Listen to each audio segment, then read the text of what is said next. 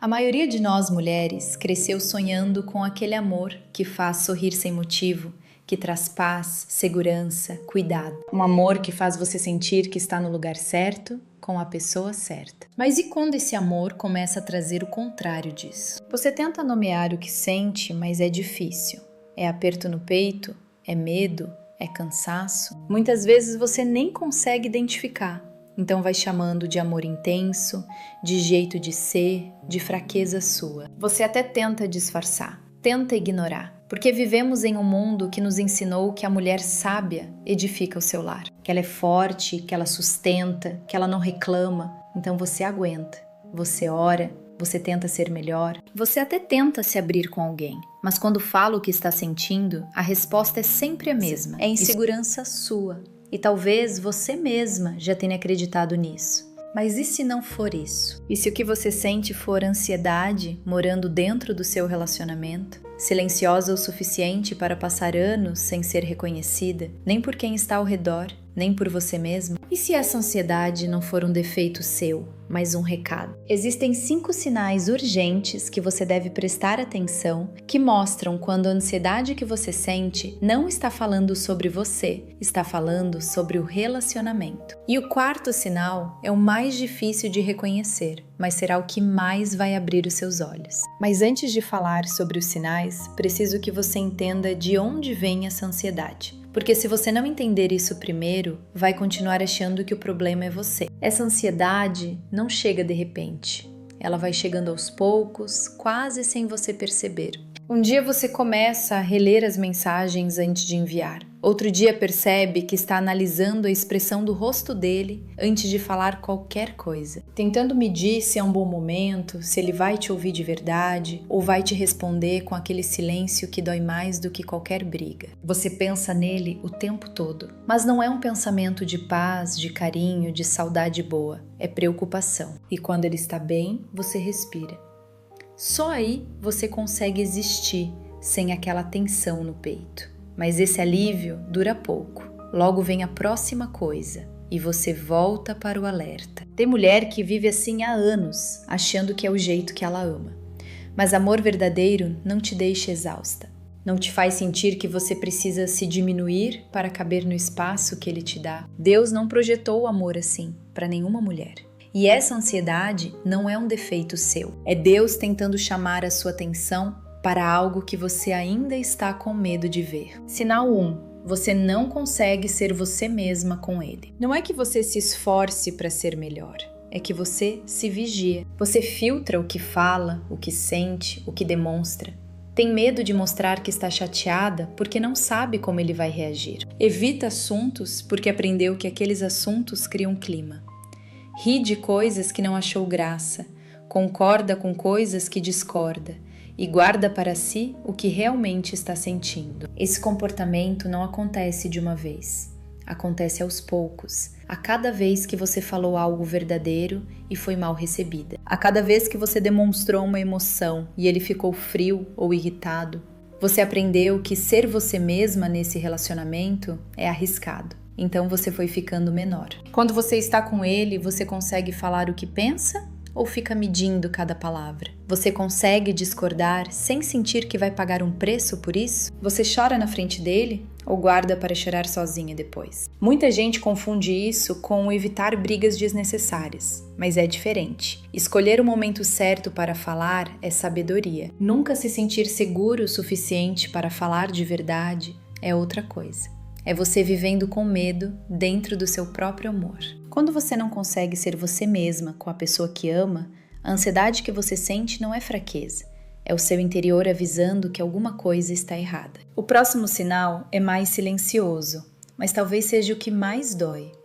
Mas antes de seguir, preciso te falar uma coisa. Eu criei um guia especial chamado O Código do Amor Divino, pensado para esse momento onde você está agora, confusa, cansada, sem saber se o que sente é exagero ou verdade. Ele não é mais um conteúdo sobre relacionamento.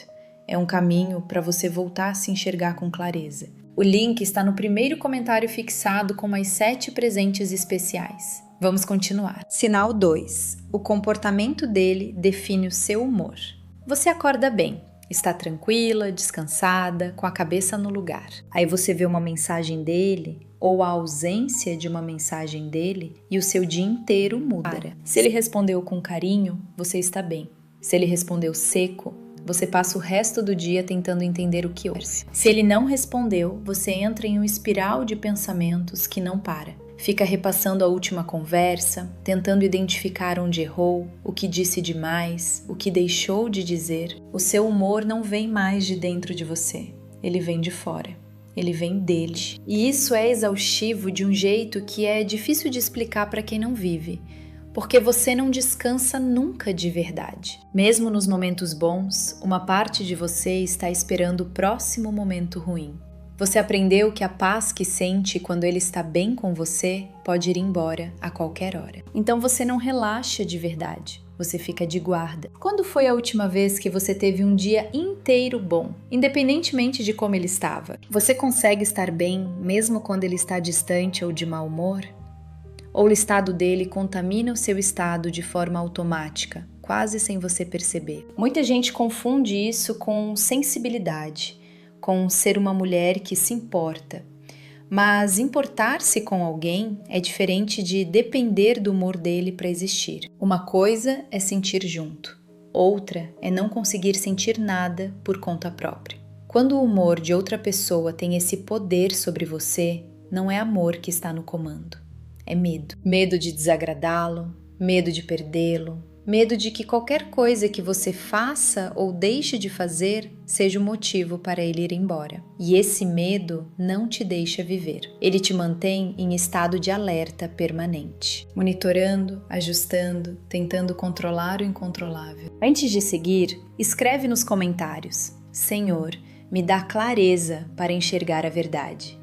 Esse comentário é um ato de coragem de quem está disposta a ver o que precisa ser visto. Sinal 3. Você pede desculpa mesmo quando não errou. Ele fica de mau humor e você automaticamente pensa: o que eu fiz? Ele responde diferente e você já começa a se desculpar, a suavizar, a recuar. Não porque você sabe que errou, mas porque aprendeu que quando ele está mal, o caminho mais rápido para a paz é você ceder. É você que se dobra. É você que pede desculpa. E com o tempo isso vai virando hábito. Você passa a se desculpar antes mesmo de entender o que aconteceu. Passa a assumir a culpa por coisas que não foram suas. Passa a acreditar que se ele está mal é porque você fez algo errado. Lembra da história de Ana, na Bíblia? Ela vivia numa dor profunda, uma dor que ninguém ao redor conseguia entender direito. E mesmo assim, ela não desistiu de se apresentar diante de Deus exatamente como era, com a sua dor, com as suas lágrimas, sem fingir que estava bem. Ela não pediu desculpa por sentir o que sentia, ela foi honesta. E foi nessa honestidade que ela encontrou o que precisava. Você tem conseguido ser assim honesta? Com ele, com você mesma, com Deus? Porque quando você está sempre pedindo desculpa por coisas que não fez, quando você está sempre sendo a responsável pela paz do relacionamento, você vai perdendo o contato com o que é real. Você começa a duvidar da sua própria percepção. Começa a achar que talvez seja mesmo tudo culpa sua. E essa dúvida é um dos lugares mais solitários que existem. Pedir desculpa quando você errou é maturidade. Pedir desculpa para apaziguar, para diminuir a tensão, para fazer ele voltar a ser gentil com você, isso é outra coisa. Isso é você pagando um preço que não deveria ser seu. Sinal 4. A ideia de terminar te apavora mais do que a ideia de continuar sofrendo. Esse é o sinal mais difícil de encarar, mas é o que mais importa. Você já pensou em ir embora? Talvez num momento de dor muito grande, quando a situação chegou num limite que parecia insuportável. Mas aí veio um medo enorme, desproporcional, que não tem muito a ver com amor, tem a ver com o vazio que você imagina que vai sentir sem ele. E então você ficou. Você pensa: e se eu não encontrar mais ninguém? E se eu errei e o problema era mesmo eu? E se ele mudar? E se eu me arrepender? Esses pensamentos chegam rápido, chegam fortes e fazem você recuar, fazem você convencer a si mesma de que está exagerando, de que nenhum relacionamento é perfeito, de que você precisa ser mais grata. Mas existe uma diferença muito importante entre escolher ficar porque você ama e escolher ficar porque você tem medo de sair.